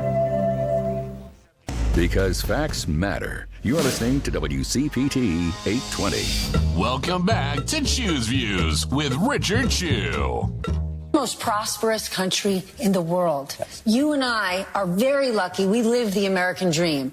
Where did things break that people are completely angry and they don't feel like there's a common good and they only want to serve themselves, or they think that person on the other side of the street, they're not part of their community, they're the enemy based on how they live, how they vaccinate, how they vote? Yeah, look, the ancients did this too. Barbarian refers to how the foreigners would speak, bar, bar, bar, right? We've always been about the other. But there is something strange about the richest man in the world telling the richest country in the world that spending 1% of its budget on aid for the poor is insane, right? That's insane. What good is power, wealth, success, the strongest military in the world, if we can't use it to be a force for good in the world? And so I think it is hard when the most powerful and important people in society are not modeling these virtues that we have always held up as the highest form of human greatness. You know, is it about your victories on the battlefield? Is it about the size of your fortune? Or is it about how you treat other people? Is it the goodness that you do? The reason that the Emperor Hadrian chooses Antoninus to succeed him, there's a series of Roman emperors who don't have a son, so they choose their successor. The reason he chooses Antoninus, who in turn chooses Marcus Aurelius, is because he, in a moment that he doesn't think anyone is watching, Hadrian catches Antoninus helping his elderly stepfather up a flight of stairs, right? He sees kindness, someone doing something good for someone else. And this is a core part of Stoicism. That was Ryan Holiday on MSNBC with Stephanie Ruhle. And it's a clip that runs along with some of the things that Ibrahim had to say earlier about fairness and good policy and balance and how we move forward. And it's one that kind of reaches me in a certain way. What, to Ryan's point, what good is all of that power, all this power and wealth and largesse and access, if it's not going to be used to enhance the greater good so that all folks in our system flourish? Some of it's policy, yes. Without a doubt, policy that's in place to prevent things from happening that are bad for society, and policy that's in place to provide and to move things forward for the good of society. I believe that right now the Democratic Party does have to take the position that we have to point out what the Republicans are doing, whether it be policy, whether it be negotiations, and Aya said it best that they keep moving the goalposts. But we have to present both sides. And this is that time when both sides do it is not what I'm saying. We have to present and stay on point about what the Republicans are doing, policy and negotiation-wise, is bad for this country and it's bad for the rest of the world. At the same time, we have to be willing, we have to have the conversation about what we are going to do for the country and the rest of the world, whether it be through policy or negotiations. I believe that is one of the things that is not one of the things, but that is a strategy that will help in what Aya spoke of as it relates to trust and what things we need to be doing to recenter ourselves as a party that moves forward. That's me. I've talked to a lot of people. So I shouldn't say, bless you, that's not just me. I've talked to a lot of people that see this similarly. She clearly has some agreement with it. Not entirely, but it's certainly in its concept. And then the question is, how is it implemented and become part of our strategy and become part of our messaging? I think that we have to be willing to do that, and it has to be face forward in the face of voters right now. We have. Frankly, we have so much material, if you will. Sound like I'm a comedian. We have so much material on this Republican Party, all levels of what they're doing to harm rather than help. So I see the opportunity as dual. It's two rails, the two rails of a track. One, here's what they're doing, and it's harming you, and here's the evidence. Two, here's what we're going to do. Here's what we actually are doing. Here's what we said we would do, going back to some of the things that not only Kamala Harris ran on, but other Democrats ran on in this last election, and what we're going to do and how it's going to impact you. I credit Mayor Johnson for something that, every time I open the Tribune, digitally or otherwise, it's always something that's negative about the mayor. It's always something negative about. It's like the Chicago Tribune should leave the city of Chicago and go be a paper in a Republican city, because I'm not exaggerating when I say this. And there might be people that disagree, and I understand that too. But the Tribune oftentimes just says negative stuff about the mayor and the city of Chicago and blames the mayor for everything that's wrong with the city. Tribune's been in business longer than the mayor's been alive. How much has a Tribune's editorial board had a negative impact on things that happen in the city of Chicago because of the way in which they call themselves covering the news, but in fact they're doing things that are harmful, or they're saying things that if you read them. So let me put this in a way that doesn't get me in trouble. When you read them, one has to ask the question, what's their objective? As it relates to the city of Chicago and Mayor Johnson, there are a lot of things that he's doing very, very well, and they are part of what he ran on. Not entirely, because you can't get everything done at the same time. But what's happening is there are people's lives that are being improved. There are things that still have to get done. We know that. It's been just over 2 years. And my encouragement to him and my push to him and my conversations with him have been about the successes, but also what more is there to do.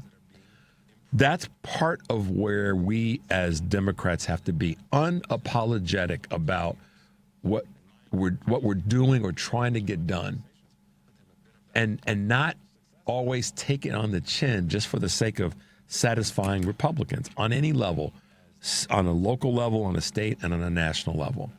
And with policy conversations that say that Republican policies are bad for this country, it's proven itself out. If I come back to the local conversation for a moment about the mayor, there are things that are happening that have got a lot of people ticked off. And as it relates to tax on property and how do we deal with this budget with CTA and with regard to the city at large, we know that. But those are not things that he started, but he's responsible for fixing them or having the people in place to get them fixed. So I understand that. On a federal level, we have the same concern. But the difference is the Republicans are in charge. And what I don't see from media, and this is my point I'm making about how the perceptions are different, I don't see mainstream media putting the blame of this in the laps of Republicans. But what I do see is media wanting to put the problems in Chicago and Illinois in the laps, and they do it readily, in the laps of Governor Pritzker and Mayor Johnson. In every blue state, blue city, the media puts the blame, and that's not to say that they shouldn't put the blame, so don't get me wrong. What I'm looking for is media to start laying these loads of problems in the laps of Republicans. They don't do it. They haven't done it for a long time. And let's be honest, Donald Trump would not be in the office that he's in if the mainstream media had actually spoke the truths that were in front of all of us. They didn't do their jobs. They haven't done their jobs. And so the reason I've wanted to position that with you guys this way is that some of you have said, let the government shut down, but we have to make this a problem that the Republicans have created and fostered and haven't made better. Whether the government shut down, one of the other comments was whether it shuts down or not, it still has to be in the laps of the Republicans. Some of you may agree or disagree with that. I'm reading to you what folks have sent to me, which is why I asked for that bit of information earlier. So Democrats, don't wait. Take the lead. Speak the truth. Talk about the policies that are not working from the Republicans, and then talk about the policies that need to happen and need to be put in place by Democrats. Voting against something and voting for something at the same time in this environment is required. It is not one or the other. You can't just have a message of vote for this, because without that, this is where I believe Aya is so on point. If we do that without identifying what the Republicans have done wrong to harm, we're missing the opportunity to point out why their policies have been bad. So we do both. We walk and chew gum. Let's take a quick break. You're listening to Choose Views on WCPT AM 820 in Chicago and WARR 1520 AM and 103.5 FM from Warren County, North Carolina. I'm Richard Chew. We'll be right back. Wendy's $3 breakfast deal is a bacon or sausage egg croissant plus small seasoned potatoes for $3. It's the breakfast that don't miss. So if you did miss Wendy's breakfast, don't imagine fresh cracked eggs, sizzling sausage, crispy bacon, and block out those hot, buttery, flaky croissants. Croissants don't really make a sound, but if they did, for a breakfast that don't miss, Wendy's is that breakfast. Choose wisely. Choose Wendy's $3 breakfast deal. Limited time only at participating U.S. Wendy's. Select a request $3 breakfast deal to obtain discount. Not valid for a la carte combo orders. You're listening to WCPT 820. Here's the latest Chicago weather update. From the Weatherology Weather Center, I'm meteorologist Jennifer Wojcicki. We'll see mostly sunny skies here for today with a high into the mid-80s. Winds out of the northeast around 5 to 10 miles per hour. And then for tonight, partly cloudy with a low around 60. Wednesday, partial sunshine develops high around 78 degrees. Then by Thursday, mostly sunny, high of 82. Friday, plenty of blue skies and sun, high around 86. That's your latest Chicago weather update. Currently, it's 68. Hey Google, play WCPT. Streaming Chicago's progressive talk from TuneIn. This is Choose Views with Richard Chew. Hey guys, welcome back to the show. Yes, I got into it a little bit about what I see with the mainstream media and how they cover things and how the messaging is weak and what they've done over the number of years. And that is not just finger pointing, which is appropriate in this conversation because I'm pointing them at the people who haven't been doing their jobs. But it's also it's a signal to us that we have to speak to these items a little bit differently. And the more that we do that and take a page out of what Aya said about better policy, the better we are going to be quicker. And it is not a person, male or female, riding in on a white horse to save us. We've got a person who's been doing some great work in one of our neighboring states, that being a Wisconsinite that she is, and has been on our show before. And we played clips from some of her press conferences, and she's been right out there making it happen. Kelda Roys is a state senator in our neighboring state of Wisconsin. For those of you who don't know, Wisconsin and Illinois are border states. For those that are in different parts of the country, I'm just messing with you. But she's also announced that she's running for governor in the great state of Wisconsin. As a Democrat, she has been fighting hard for everybody in the state of Wisconsin, not just the people that voted for her, but all of the citizens in the state of Wisconsin. And I'd like to welcome her to our show. Again, good morning, Kelda Roys to Choose Views. How are you this morning? I'm happy to be with you, Richard. That's great. Wait, Kelda, you're like, I feel like, you know what, this morning, but I'm happy to be with you this morning, Richard. Well, I have 3 kids, and so I've been up for longer than I wish I had been. But I'm delighted to be upstairs and sequestered away in my office and chatting with you about how we can make our world better. Yeah, and I meant what I said a moment ago in terms of you working to make things better for the folks of Wisconsin, not just the ones who voted for you as a state senator and that would, vote for you as governor. That's been one of your clarions, is that you've been like, listen, I want to work on things that are good for all people in the state of Wisconsin. And you've leaned into that when you talked about gun safety as one that you were hardcore. I mean that in a good way. Like, I'm not taking this. And I was so cheering you in one of your news conferences a few weeks ago. I'm not taking this.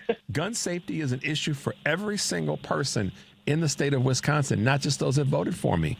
I love how you unapologetically just said it from the back of your throat. So, kudos to you on that. And it is, Senator, we had another series of shootings over the weekend throughout America This is crazy. Mm-hmm. This is just flat out crazy. I have a pretty ardent position on it. I say get rid of all of them. Now, I know some people aren't going to dig that, but I'm like, let's get rid of all of them. A good friend of mine said to me this weekend, he said, I'm with you, Richard. Even if we just started with an assault weapons ban being reinstated on a federal level, that would offset so much of this. What's your take, Senator? Where are your thoughts in this space right now? Well, I'm from Wisconsin, and my dad is in law enforcement. My stepdad has been a hunter. We do have a strong tradition in our state of responsible gun ownership. And I think that we can reduce firearm injuries and firearm deaths dramatically by simply implementing some common sense gun safety measures that are actually quite popular, including with gun owners. Most people who own guns are responsible, but we need to make sure that, for instance, half of gun deaths are suicides, and every suicide death is one that we can prevent. And so having a waiting period, having a self-exclusion list that you can say, I do not want to be permitted to buy a gun because I'm worried I might harm myself. Having a red flag law, so you could go and say, hey, my loved one is struggling. Judge, please temporarily let's store weapons somewhere else. These things are common sense and are totally consistent with respecting people's right to own a gun. And I think that's where we should start. Yeah, I have been, when I say I've been very ardent about it, I should also be fair and clear. I've said that other than trained law enforcement and military, no one should have, there should be no need to protect yourself from someone with a gun if everybody else doesn't have a gun. I look at this from a different perspective, and I recognize where the Second Amendment stands in this conversation. Responsible gun ownership is the first step. We have to start there. We aren't even starting there. There's been people who have been opposing any kind of, the word responsible means just let everybody have them without any guidelines. And what you just broke down makes so much sense. So, I recognize my position is not necessarily a political one. For me, it's more of a social one. But I also appreciate your unapologetic stance on that. No matter what, we've got to start somewhere. And the Republicans are the ones that are blocking legislation on a state level in Wisconsin and, on a federal level. Yeah, and to me, that's the tragedy of the situation, because firearm injuries and deaths are the number one cause of death for our young people in this country, and that is unacceptable. And I bet Republicans don't want their kids to be subject to gun violence either, and that's why you see reasonable gun safety measures like safe storage laws, like universal background checks. They enjoy 70, 80, 90% support across all demographic groups, including gun owners and Republicans. It's only the Republican politicians who are shilling for the gun manufacturers' lobby that are blocking these laws, Richard. It's not the average Republican voters out there. No, and that's the part, that's where I pull back, a little bit, not pull back, but I'm able to alter my position, but we got to start somewhere. And they're not even, quote unquote, getting into the conversation to allow us to start somewhere. And that gets into what my previous guest, Ibrahim, who's a policy person, says about the problem with policy is that when the goalpost keeps getting moved by those in power at this juncture, Republicans, it's hard to negotiate it in good, fair measure because they keep moving the goalpost. Yes, exactly. And, this is where we can make our voices heard and have a difference. Yeah. Because everyone wants their kids to be safe. That's a fundamental right we all have. Without a doubt. And safety with children is also a conversation around health care and caring for, making sure that everybody has what's necessary to maintain a sense of dignity when it comes to their health. You've been a strong advocate there. And in terms of expanding Badger Care, talk a little bit about that and what it means, not only, Senator, to the state, but also to the rest of the country. Yeah, listen, access to health insurance, to be able to go see a doctor when you're sick, and to manage chronic illness so that you can work. This is essential to not just people's dignity in their lives, but to our economy. And public health insurance programs like Badger Care, which is what we call our Medicaid program in Wisconsin. This is probably the most important workforce program that we have. It helps subsidize low-wage workers and employers who don't offer health insurance. So if you're a child care worker, for instance, if you are an in-home health care worker or a CNA caring for senior citizens, then you probably don't have employer-sponsored health insurance, but this is how you can make ends meet. This is how you can make sure that you can take care of yourself and your family. When we cut those programs, here's what happens. Hospitals close, especially in rural areas, because they're not getting reimbursement, and uncompensated care goes up. And then all the rest of us that have private insurance see our own rates skyrocket and see our access to care diminished as we don't have these hospitals and clinics open anymore. It's a real problem. We're much better off expanding the pool of people and letting everyone, I love to see everyone be able to buy into our state health insurance program. We have a lot of great nonprofit healthcare providers that are, or payers that are provider owned, and they deliver high quality healthcare at a less expensive cost than some of these for-profit plans. Why shouldn't everybody be able to have access to those plans? Yeah, that's exactly right. Why shouldn't everybody be able to have access to those plans? That's one of the best statements, and we'll clip that up for you so you can use it in your campaign. Why shouldn't everybody? Tell us why they shouldn't, because that's one of the things that happens, and this is better than most. Tell us why someone shouldn't have access to those things. Because I'm just going to throw this out to you because it hit me when you said that. I just make a quick note. Add that to your messaging, and listen to me. I'm trying to tell you how to run your campaign, but add that to your messaging. Why should they not have access? Because then I believe those who oppose it have to tell you why, and they'll stumble and bumble around it. They won't have an answer. You know this, Senator Roy. They won't have an answer for it. Why should I, as a state senator, get better health care, and you should have none, even though you're working 40, 50, 60 hours a week? And I'm a small business owner, so to me, this is also about economics and unleashing the power of entrepreneurs or would-be entrepreneurs. The reason I was able to start my small business is because after I left my job, we were able to maintain health insurance coverage through my spouse's job. For a lot of people, they don't have that. Think about how many people work longer than they want to because they're waiting to be eligible for Medicare. It really locks up our economy and takes away the freedom and the power that workers have to chart their own course when we tie your access to health insurance to your job. So there's a much better way we can do this that costs less and delivers better care to everyone. And it's not that hard. The second part of that is so true. Delivers better care. Because better care means what? Lower cost, short-term and long-term, but certainly in the long term. Better care, preventative care means lower cost in the long run. And I know that Senator Roys, this already. But that's a statement that I think we have to keep talking about. Better care means better. It's less expensive. It's better for the society. That's right. And the list goes on. I mean, if you can manage your chronic illness, or if you have, if you're pre-diabetic, that you can not cross the line over into having diabetes. If you have mental or behavioral health struggles, but you're able to get the treatment that you need, these things will change your life. They will change the trajectory of your life. And certainly it lowers health care costs. But think about the possibilities that unleashes for an individual who has that care and for their family. Right. It takes the stress off the family. It then allows that person to be more aspirational in terms of starting a small business, just being able to work the 40 or 50 hours a week that they work without having to worry about, oh, my gosh.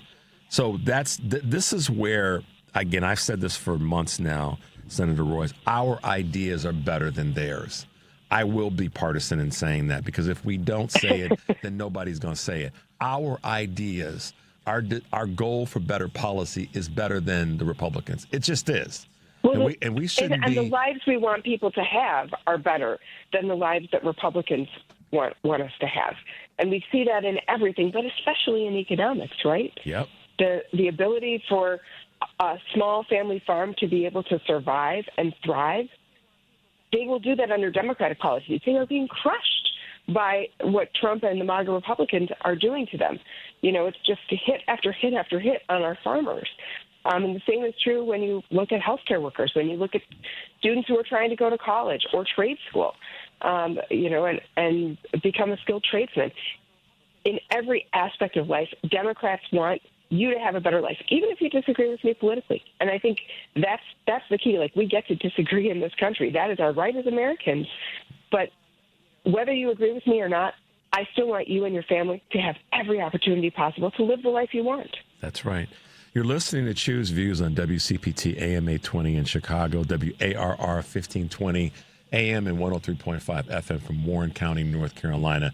I'm Richard Chu, and we're talking with Kelda Roys, senator from Wisconsin and Democratic candidate for governor, making sure that everybody in the state of Wisconsin's got the right stuff and is living a prosperous, ambitious, aspirational life. Senator, a little bit of a pivot, but not too far. Let's talk a little bit about the shutdown. I mean, I'll just put that word out there and let you take the baton and run with it, because I want to know your thoughts on where we are. I've got some thoughts. You probably already heard them this morning, but talk with us for a second about the shutdown and how you see this, or the impending shutdown. I mean, shutdowns are very painful for people, but the Republicans are showing once again that they don't care about you and me, that they don't care about governing, and in fact that they're incapable of governing. They have complete control of the presidency, the House, and the Senate, and they also, by the way, have a compliant Supreme Court that seems to let Trump do whatever he wants, including be a dictator. And the fact that they can't get their act together to pass a continuing resolution to fund the most basic aspects of our government just shows that they cannot be trusted with power, because they don't know how to govern. It's interesting you said it that way. Previous guest, Ibrahim, said that trust when it comes to policy is one of the biggest issues, and it's one of the biggest opportunities for Democrats right now is to show that we can lead good policy, and delivering on that is where the trust begins for us. What are your thoughts there? Mm-hmm. Yeah, I mean, I think politically the Democrats are doing the right thing to say we cannot, in good conscience, offer help to a lawless administration that is acting like a dictator. The way that Trump is building an authoritarian state and weaponizing our own federal government against us. I mean, think about the way he is violating the oath that our military service members take in deploying them in American cities against Americans. It is wrong, and we cannot be handmaidens to that. We cannot help that along as Democrats. And so it is really important that our congressional Democrats stood up and said, no, we are not going to do this unless we've got some guardrails, some guarantees that you're actually going to spend the money Congress appropriates. Because that's another thing that they're doing. The Trump administration is just saying, well, to hell with the laws, to hell with what Congress said. We're going to fund what we want and not fund what we don't want. And that is just not how things work in a democracy. That's not how things work when you believe that laws matter. And I do believe laws matter. Well, I mean, as an attorney, you particularly, so you're trained in that space, so you know what you're talking about. That's true. In that ground. It's a hard time to be an attorney these days. I mean, man, the poor constitutional law professor saying, do we even have a constitution anymore? Well, you know, Senator Roys, I've been saying for a few weeks now that we all have to stop saying, and I'm not being critical of you specifically, I'm saying all of us, we have to stop saying heading toward or teetering toward authoritarianism. We're already there. Mm-hmm. I mean, if we look at, we pick 5 things and say, yeah, we're already there. So I think once we acknowledge that, it's like the diagnosis when you and I go to the doctor. We go to the doctor and doc says, hey, man, you got X, Y, Z. Now we can start coming up with a solution towards it. And so I think we should actually take it and say we are in an authoritarian time because of the Republican Party, not just Donald Trump. It then empowers us to say, one, we've acknowledged it to all of our folk, all the country. And at the same time, it puts us on notice. Hey, we got to deal with this differently because we've acknowledged that we're there, not tippering, kind of getting there. Kind of getting there says we aren't there yet, so we don't have to do anything about it. And that's what I want us to say is we're there now. So what's the fix? How are we going to pull ourselves out of that? And so that's why I've been advocating. Let's just say it. Let's stop tippy-toeing around it. You know what I mean? Well, I think you're absolutely right on that. And when you look at where Trump is backing down, where he's being stopped, it is in these states that have strong Democratic governors that are willing to just say, no, heck no, not in our state. And governors like J.B. Pritzker and Janet Mills. And Trump backs down. And that is one of the key reasons, Richard, that I decided that I had to run for governor, because Wisconsin deserves to have a strong governor willing to stand up to the bullies in the Trump administration and say, no, we're not going to allow this to happen. That is one place that we're winning. The other is the lower courts, right? The lower courts have stopped a lot of what Trump is doing. But having strong Democratic governors, especially in key swing states like Wisconsin, is absolutely essential to saving our democracy. Without a doubt. So you're going from the schoolhouse to the governor's mansion if you were to win. That's right. I did spend my early years in a one-room schoolhouse. Tell everybody a little bit about that schoolhouse experience when you were younger. Sure. So my parents lived in northern Wisconsin, so rural Taylor County, north of Highway 29. And, it was a beautiful rural experience. Our closest neighbors were Amish. And the big city was Medford, Wisconsin, which probably most of your listeners have never heard of. But we lived in a one-room schoolhouse that my parents had remodeled. I had a pet goat growing up. She was really sweet, and she ate the ragweed in our big yard. And it gave me just a really strong love for and respect for rural life and rural communities, and how important the sense of being there for your neighbor is. And we need these rural communities to survive and to thrive. And we need that for our urban communities, too. And we have a lot more in common than I think some Republican politicians want us to believe. Their whole strategy for getting power is divide and conquer. And that is so cynical, and it's so wrong. To try to convince us that our neighbor is the problem, when in fact it's the billionaires and the big corporations that have taken control of our government and, stolen so much wealth out of our communities and out of our pockets, so that the richest top 1.1% can have more and everybody else is barely getting by. Yeah, I mean, and your perspective, your experience, your life experience from that schoolhouse to potentially the governor's mansion is a good example for so many people. Going back to what I said at the beginning, a governor for the entire state of the people of Wisconsin, not the ones just that vote for her, but have voted for her as a senator. So there's folks out there that are going to be, the detractors and the competitors and all that in this race. How are you preparing yourself to navigate with that? Well, I know that there's going to be plenty of lies and dirty tricks out there because, you look at who the Republicans are running. He's an extremist named Tom Tiffany. This is somebody who wanted a 6-week abortion ban. He actually said in this campaign video, I'm going to Washington to be Trump's voice in Washington, a soldier for Trump. And I just think that's not what Wisconsinites want. We want someone who's going to be a voice for us in Wisconsin. And so I'm ready for that. But, I am really encouraged by all the support I'm receiving from folks around the state and, frankly, around the country who all know that we've got a stake in making sure that Wisconsin keeps a Democratic governor. Because let me tell you something. If Donald Trump wants to secure permanent power in this country, if he truly is going to try to pull shenanigans and keep power, and I think he's going to try, it's going to start in Wisconsin. So this is a must-win for those of us who care about preserving our democracy. One of the reasons that it's important to me, I'll make this personal but also broader, that it's important to me that Wisconsin continues to have the Democratic leadership, there's reputable leadership, that's the type of leadership that you're going to provide, is because we're neighbors. And I want to be able to come to Wisconsin and know that the leadership there will look at me and go, that's one of our neighbors. That's somebody that we need to make sure is okay. And I feel that that's what Democrats have tried to do.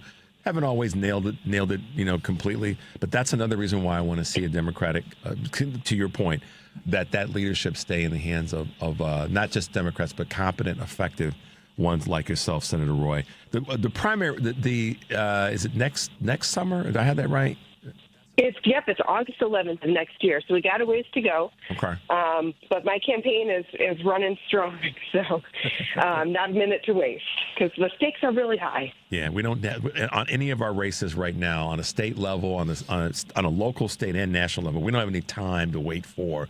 We have to be We have to be fighting right now. The acknowledgement is right now. So that I'm saying that to kind of tee up asking you this question. I'm hoping you're willing to come back a few times as we get through the rest of this year and get into next year. Are you going to say yes? Are you going to say yes? It would be my privilege. I'd love to come back. Thank you. Absolutely. Senator Roys, Kelda Roys, let folks know how they can find you, how they can get involved if they choose to with your campaign. Well, it's Kelda Roys on social media. I'm the only Kelda running for governor. And you can go to my website as well, which is KeldaRoys, ROYS.com. Fantastic. Senator Kelda Roys running for Democratic governor of the state of Wisconsin. I appreciate you being with us. I know our listeners do here locally, regionally, and throughout the rest of the country. Stay strong, and hopefully we can get you back on sooner than later. Does that sound good? That sounds great, Richard. Thank you. Thanks for being with us. Have a great day, and we'll talk soon. Bye-bye. Bye-bye. All right, guys, there you go.